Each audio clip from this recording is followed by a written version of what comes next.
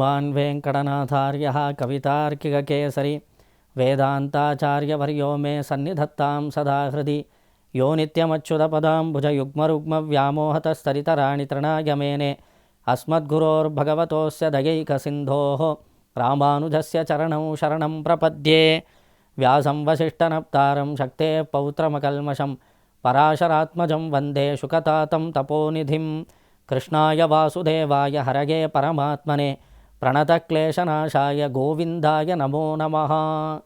ಅಸ್ಮದ್ಗುರುಭ್ಯೋ ನಮಃ. ಶ್ರೀ ಶಂಕರವಾಹಿನಿ ಮೂಲಕವಾಗಿ ಕಾರ್ಯಕ್ರಮವನ್ನು ವೀಕ್ಷಿಸುತ್ತಿರುವಂತಹ ಎಲ್ಲ ಭಕ್ತರಿಗೂ ನಮ್ಮ ಅನಂತ ಪ್ರಣಾಮಗಳನ್ನು ಸಮರ್ಪಣೆ ಮಾಡುತ್ತೇವೆ. ಸಹಸ್ರನಾಮದ ಸಹಸ್ರ ಫಲಗಳು ಎಂಬ ಈ ಕಾರ್ಯಕ್ರಮಕ್ಕೆ ತಮ್ಮೆಲ್ಲರಿಗೂ ಆದರದ ಸ್ವಾಗತ. ನಾವು ಈ ಸಂಚಿಕೆಯಲ್ಲಿ ಶ್ರೀ ವಿಷ್ಣು ಸಹಸ್ರನಾಮದಲ್ಲಿ ಬರುವಂತಹ ಪ್ರತಿಯೊಂದು ಶ್ರೀನಾಮಕ್ಕೂ ಅರ್ಥವೇನು ಎಂಬುದನ್ನು ತಿಳಿದುಕೊಂಡು ಬರುತ್ತಿದ್ದೇವೆ. ಅದರಲ್ಲಿ ಶ್ರೀ ವಿಷ್ಣು ಸಹಸ್ರನಾಮದಲ್ಲಿ ಬರುವಂತಹ 58ನೇ ಶ್ರೀನಾಮವಾದ ಕೃಷ್ಣ ಎಂಬ ಶಬ್ದಕ್ಕೆ ಅರ್ಥವೇನು ಎಂಬುದನ್ನು ನಾವು ತಿಳಿಯುವ ಪ್ರಯತ್ನ ಮಾಡೋಣ. ನೋಡಿ, ಕೃಷ್ಣ ಅನ್ನೋ ಶಬ್ದ ತುಂಬ ಮುಖ್ಯವಾದದ್ದು.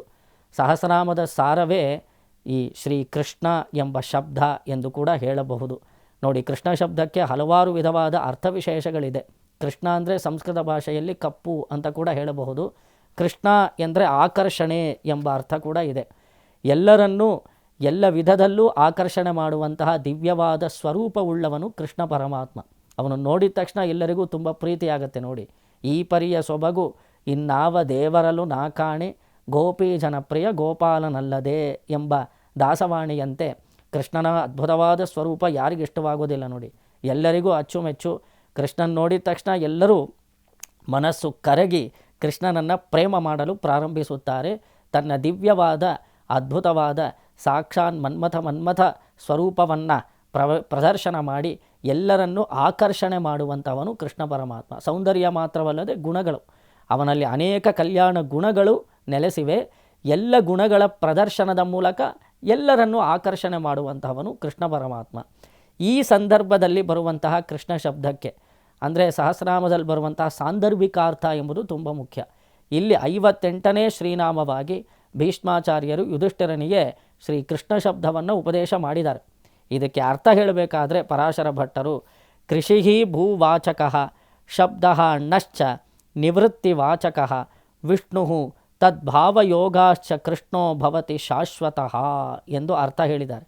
ಶಾಶ್ವತ ಸ್ವರೂಪಿಯಾದ ಶ್ರೀ ಕೃಷ್ಣ ಪರಮಾತ್ಮ ಅವನು ದಿವ್ಯಮಂಗಳ ವಿಗ್ರಹವನ್ನು ಧರಿಸುತ್ತಾನೆ. ಲೋಕದಲ್ಲಿ ಪುಂಡಾಟಿಕೆ ಹೆಚ್ಚಾದಾಗಲೆಲ್ಲ ಲೋಕಕಂಟಕರನ್ನು ಸಂಹಾರ ಮಾಡಲಿಕ್ಕೋಸ್ಕರ, ಭೂಮಿಯನ್ನು ಉದ್ಧಾರ ಮಾಡಲಿಕ್ಕೋಸ್ಕರ ಪರಮಾತ್ಮ ಅವತಾರ ಮಾಡ್ತಾನೆ. ಈ ಕೃಷ್ಣ ಎಂಬ ಶಬ್ದದಲ್ಲಿ ಕೃಷ್ ಎಂಬ ಶಬ್ದ ಭೂವಾಚಕವಾಗಿದೆ, ಭೂಮಿಯ ವಾಚಕ. ಕೃಷ್ ಎಂದರೆ ಭೂಮಿ ಅಂತ ಅರ್ಥ. ಈ ನಕಾರ ಎಂಬುದು ಶಾಂತಿ ಸೂಚಕವು.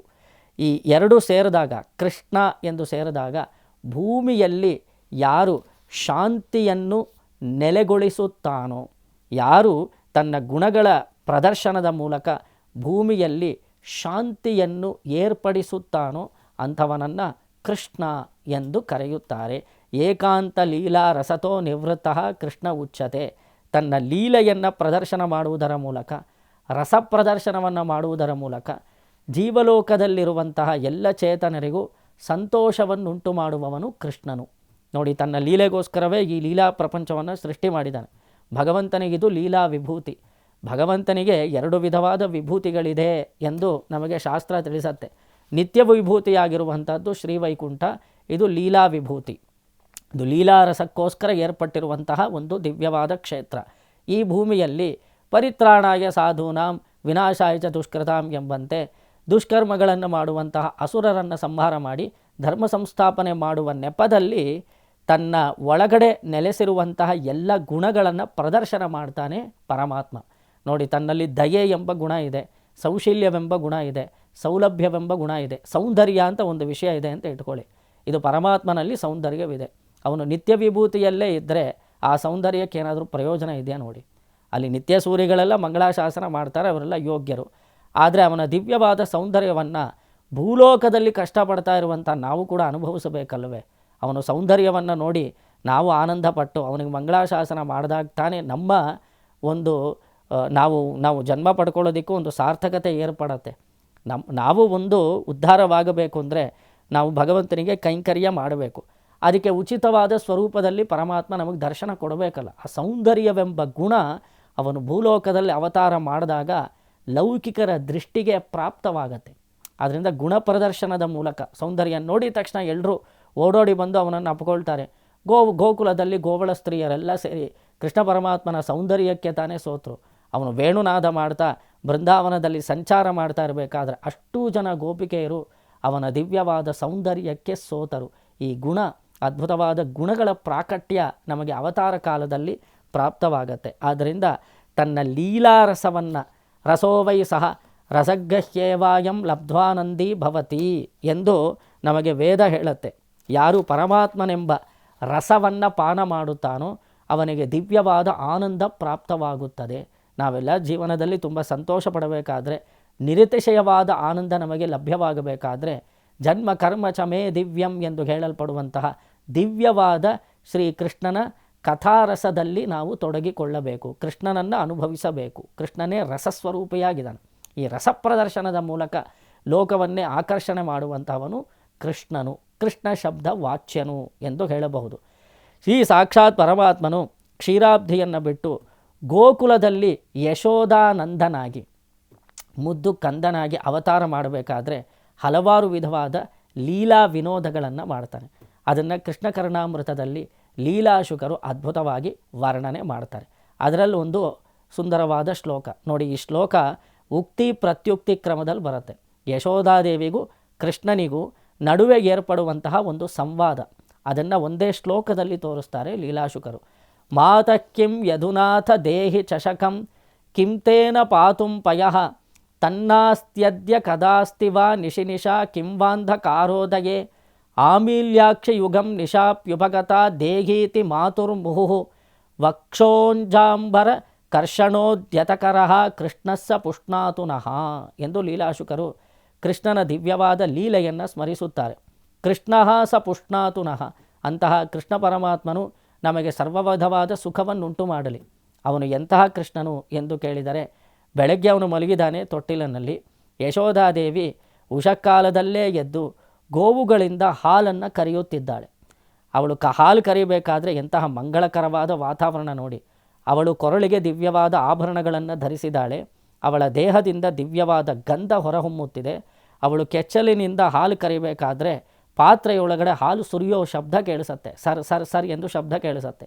ಅವಳು ಒಂದು ಕೈಯನ್ನು ಒಂದು ಕೈ ಜೋಡಿಸ್ಕೊಂಡು ಅವಳು ಹಾಲು ಕರಿಬೇಕಾದ್ರೆ ಬಳೆಗಳ ಸಪ್ಪಳ ಕೂಡ ಕೇಳಿಸತ್ತೆ. ಒಂದು ಬಳೆಗೆ ಇನ್ನೊಂದು ಬಳೆ ತಾಕಿ ಅದೊಂದು ಶಬ್ದ ಮಾಡ್ತಾ ಇದೆ. ಕೊರಳಿಗೆ ಹಾಕಿರುವಂತಹ ಆಭರಣಗಳು ಅದು ಒಂದಕ್ಕೊಂದು ತಾಕಿ ಅದೊಂದು ಶಬ್ದ ಮಾಡ್ತಾ ಇದೆ. ಯಶೋಧಾದೇವಿ ಹಾಲನ್ನು ಕರೀತಾ ಇರಬೇಕಾದ್ರೇ ಪರಮಾತ್ಮನನ್ನು ಸ್ತೋತ್ರ ಮಾಡ್ತಾಳೆ. ಹಾ ವಾಸುದೇವ, ಹಾ ನಾರಾಯಣ ಎಂದು ಅದ್ಭುತವಾದ ಗಾಯನದ ಮೂಲಕ ದೇವರನ್ನು ಸಂತೋಷಪಡಿಸ್ತಾಳೆ. ಅದು ಅವಳು ಮಾಡುವಂತಹ ಪ್ರತಿಯೊಂದು ಕರ್ಮವೂ ಪರಮಾತ್ಮನಿಗೆ ಸಮರ್ಪಣೆ ಮಾಡೋದ್ರಿಂದ ಅವಳು ಹಾಡುತ್ತಲೇ ಈ ಒಂದು ಮನೆಗೆಲಸದಲ್ಲಿ ತೊಡಗಿರ್ತಾಳೆ ಯಶೋಧಾದೇವಿ. ನೋಡಿ, ಅವಳ ದೇಹದಿಂದ ಅದ್ಭುತವಾದ ವಾಸನೆ ಬರ್ತಾ ಇದೆ. ಬಳೆಗಳ ಸಪ್ಪಳ, ಆಭರಣಗಳ ಸಪ್ಪಳ, ಜೊತೆಗೆ ತಾನು ಗಾಯನದ ಮೂಲಕ ಕೆಸರಿನನ್ನು ಆ ಒಂದು ಕೆಚ್ಚಲಿನಿಂದ ಹಾಲನ್ನು ಕರಿಯಬೇಕಾದ್ರೆ ಅದೊಂದು ಶಬ್ದ. ಈ ರೀತಿ ಸಕಲ ಮಂಗಳಕರವಾದ ಶಬ್ದಗಳೆಲ್ಲ ಕೂಡಿ ಗೋಕುಲದಲ್ಲಿ ಅದ್ಭುತವಾದ ವಾತಾವರಣ ಸೃಷ್ಟಿಯಾಗತ್ತೆ.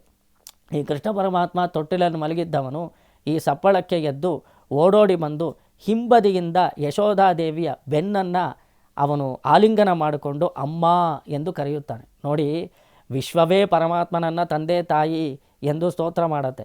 ಅಂತಹ ಆನಂದ ಸ್ವರೂಪಿಯಾದ ಪರಮಾತ್ಮನು ಬಾಲಕೃಷ್ಣನಾಗಿ ಓಡೋಡಿ ಬಂದು ಯಶೋಧೆಯನ್ನು ಅಪ್ಪಿಕೊಂಡು ಅಮ್ಮ ಅಂತ ಕರೆದ್ರೆ ಆ ಮುದ್ದು ಬಾಯಿಂದ ಬಂದಂತಹ ಆ ಒಂದು ವಚನ ಎಷ್ಟು ಅದ್ಭುತವಾಗಿ, ಎಷ್ಟು ಸಿಹಿಯಾಗಿ ಕೇಳಿಸಿರಬೇಕು ಯಶೋಧೆಗೆ. ಅಮ್ಮ ಎಂದು ಹೇಳಿದ ತಕ್ಷಣ ಯಶೋಧಾದೇವಿಯ ಮನಸ್ಸು ಕರಗತ್ತೆ. ಅವಳ ಮನಸ್ಸು ತುಂಬ ಸಂತೋಷವಾಗತ್ತೆ. ಏನು ಕೃಷ್ಣ ಎಂದು ಕೇಳುತ್ತಾಳೆ. ಮಾತಃ ಕಿಂ ಯದುನಾಥ ಎಂದಳು ಯಶೋದೆ. ಆಗ ದೇಹಿ ಚಷಕಂ ಎಂದ ಕೃಷ್ಣ, ನನಗೆ ಬಟ್ಟಲನ್ನು ಕೊಡು ಎಂದ. ಕಿಂತೇನ, ಅದಕ್ಕೆ ಯಶೋಧಾದೇವಿ ಕೇಳ್ತಾಳೆ, ಬಟ್ಟಲಿನಿಂದ ಏನು ಬೇಕೋ ಏಕದು ಅಂತ ಕೇಳ್ತಾಳೆ. ಪಾತುಂಪಯಃ ಎಂದನು ಕೃಷ್ಣನು, ಹಾಲು ಕುಡಿಯೋದಕ್ಕೋಸ್ಕರ ಎಂದ. ಆಗ ಯಶೋಧಾದೇವಿ ಹೇಳ್ತಾಳೆ, ತನ್ನಾಸ್ತ್ಯದ್ಯ ಈಗ ವೇಳೆ ಅಲ್ಲ, ಹಾಲು ಕುಡಿಯೋ ಸಮಯವಲ್ಲ ಮಗು, ಈಗ ಬೆಳಗ್ಗೆ ಆಗಿದೆ. ನೀನು ಬೆಳಗ್ಗೆ ಆಗಿದ ತಕ್ಷಣ ಎದ್ದು ಸ್ನಾನ ಮಾಡಬೇಕು. ಸ್ನಾನವಾದ ನಂತರ ನೀನು ಕ್ಷೀರವನ್ನು ಪಾನ ಮಾಡು. ಆದ್ದರಿಂದ ಇವಾಗ ಅದು ವೇಳೆ ಅಲ್ಲ ಅಂತ ಹೇಳ್ತಾಳೆ ಯಶೋದೆ. ಎದ್ದಿದ ತಕ್ಷಣ ನೀನು ಕುಡಿಬಾರ್ದು ಮಗು ಅಂತ ಹೇಳಿದ ತಕ್ಷಣ ಇನ್ನು ಯಾವಾಗ ಕುಡಿಬೇಕು, ಕದಾಸ್ತಿವಾ ಎಂದು ಕೃಷ್ಣ ಕೇಳ್ತಾನೆ. ಅದಕ್ಕೆ ಯಶೋಧಾದೇವಿ ಸ್ವಲ್ಪ ಇವನನ್ನು ಆಟ ಆಡಿಸ್ಬೇಕು ಅಂತ ಹೇಳಿ ರಾತ್ರಿ ನಿಶಾ ಎಂದು ಹೇಳ್ತಾಳೆ ಯಶೋದೆ. ರಾತ್ರಿ ಕುಡಿಯುವೆ ಅಂತೆ ಎಂದು ಯಶೋದೆ ಹೇಳಿದ ತಕ್ಷಣ ಅದಕ್ಕೆ ಕೃಷ್ಣ ಹೇಳ್ತಾನೆ, ಅಮ್ಮ ರಾತ್ರಿ ಅಂದರೆ ಏನು? ಆಗ ಯಶೋದೆ ಹೇಳ್ತಾಳೆ, ಕತ್ತಲೆನೇ ರಾತ್ರಿ. ಕತ್ತಲೆ ಅಂದರೆ ಏನು? ನಮ್ಮ ಕಣ್ಣು ಯಾವಾಗ ಕಾಣಿಸೋದಿಲ್ವೋ ಆವಾಗ ಅದು ಕತ್ತಲೆ. ನಮ್ಮ ಕಣ್ಣಿಗೆ ಯಾವ ವಸ್ತುವು ಯಾವಾಗ ಕಾಣಿಸೋದಿಲ್ವೋ ಕತ್ತಲೆ, ಅದೇ ತಾನೇ ಅಂತ ಹೇಳಿದ ತಕ್ಷಣ ಕೃಷ್ಣ ಏನು ಮಾಡ್ತಾನೆ, ತನ್ನ ಎರಡೂ ಕಣ್ಗಳನ್ನು ಮುಚ್ಚಿ ಅಮ್ಮ ರಾತ್ರಿ ಆಯಿತು, ಕತ್ತಲೆ ಆಯಿತು, ಹಾಲನ್ನು ಕೊಡು ಎಂದು ಹೇಳಿದನಂತೆ. ಆಗ ತುಂಬ ಸಂತೋಷಪಟ್ಟು ಯಶೋಧಾದೇವಿ ಹಾಲನ್ನು ಕೊಟ್ಟಳು. ಇದರಿಂದ ನಮಗೇನು ಗೊತ್ತಾಗುತ್ತೆ, ತನ್ನ ಲೀಲಾರಸವನ್ನು ಪ್ರದರ್ಶನ ಮಾಡುವುದರ ಮೂಲಕ ಲೋಕಕ್ಕೆ ಸಂತೋಷವನ್ನುಂಟು ಮಾಡುವಂಥವನು ಪರಮಾತ್ಮ. ನೋಡಿ, ವಾಸ್ತವಿಕವಾಗಿ ಕೃಷ್ಣ ಪರಮಾತ್ಮ ಕಣ್ಣು ಮುಚ್ಚಿದ್ರೆ ಅದೇ ಇರುಳು, ಅವನು ಕಣ್ಣು ಬಿಟ್ಟರೆ ಅದೇ ಹಗಲು.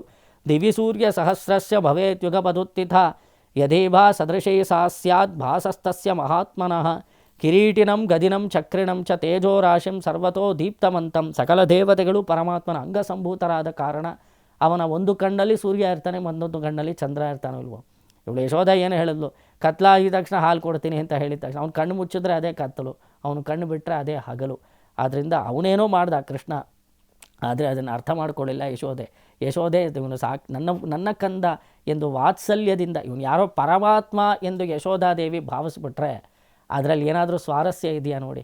ನೀನು ಹೇಳಿದ್ದು ಸರಿ ಕೃಷ್ಣ, ನೀನು ಕಣ್ಣು ಮುಚ್ಚಿದ್ರೇ ಇರುಳು, ನೀನು ಕಣ್ಣು ಬಿಟ್ಟರೆ ಹಗಲು ಅಂತ ಯಶೋಧಾದೇವಿ ಆ ರೀತಿ ಏನಾದರೂ ಅವಳು ಕೃಷ್ಣನನ್ನು ನೋಡಿದರೆ ಅದರಿಂದ ಸ್ವಾರಸ್ಯ ಇರೋದಿಲ್ಲ. ಅವಳು ಅದನ್ನು ಮರೆತು ಕೃಷ್ಣನನ್ನು ತನ್ನ ಮಗು ಎಂದು ಭಾವಿಸಿ ಅವನನ್ನು ಮಡಿಲಲ್ಲಿ ಹಾಕ್ಕೊಂಡು ಅವಳು ಎದೆ ಹಾಲನ್ನು ಉಣಿಸಿದರೆ ಅದು ಮಾತ್ರ ವಾತ್ಸಲ್ಯವನ್ನು ಸಾಕ್ಷಾತ್ ಭಗವಂತ ಅನುಭವಿಸಿದಂತಾಗುತ್ತದೆ. ಅದಕ್ಕೋಸ್ಕರವೇ ಕೃಷ್ಣ ಅವತಾರ ಮಾಡಿದ್ದಾನೆ. ಈ ರೀತಿ ತಂದೆ ತಾಯಂದರು ಕೊಡುವಂತಹ ಆ ವಾತ್ಸಲ್ಯವನ್ನು ಅನುಭವಿಸೋದಕ್ಕೋಸ್ಕರವೇ ಭಗವಂತ ಅವತಾರ ಮಾಡಿರೋದ್ರಿಂದ ತನ್ನ ಲೀಲಾರಸವನ್ನು ಪ್ರದರ್ಶನ ಮಾಡಿ ಸರ್ವವಿಧವಾದ ರಸಗಳಿಂದ ಲೋಕವನ್ನೇ ಆಕರ್ಷಣೆ ಮಾಡುವವನಾದ ಕಾರಣ ಅವನು ಕೃಷ್ಣ ಎಂಬ ಶಬ್ದ ವಾಚ್ಯನು ಎಂದು ವಿಷ್ಣು ಸಹಸ್ರನಾಮ ತೋರಿಸುತ್ತೆ. ಹೀಗೆ ಹಲವಾರು ವಿಧವಾದ ಲೀಲಾ ವಿನೋದಗಳನ್ನು ಕೃಷ್ಣ ಪರಮಾತ್ಮ ತೋರಿಸ್ತಾನೆ. ಅದರಲ್ಲಿ ಇನ್ನೊಂದು ಶ್ಲೋಕ, ಕೈಲಾಸೆ ನವನೀತತಿ ಕ್ಷಿತಿತಲೆ ಪ್ರಾಗ್ಜಗ್ಧ ಮುಲ್ಲೋಷ್ಠತಿ ಎಂದು ಆ ಶ್ಲೋಕದಲ್ಲಿ ಇವನು ಆಗಾಗ ಮಣ್ಣು ತಿಂತಾ ಇರ್ತಾನೆ ಎಂಬ ಆರೋಪ ಇದೆ ಕೃಷ್ಣನದು. ಒಂದಿನ ಯಶೋದೆ ಏನು ಮಾಡ್ತಾಳೆ, ಕರೆದು ಮಣ್ಣು ತಿಂದೇನೋ ಸ್ವಲ್ಪ ಬಾಯಿ ತೆಗಿ ಅಂತ ಹೇಳಿದ ತಕ್ಷಣ ಅವನು ಬಾಯಿ ತೆಗಿದ ತಕ್ಷಣ ಕೈಲಾಸ ಪರ್ವತ ಕಾಣಿಸ್ತಂತೆ.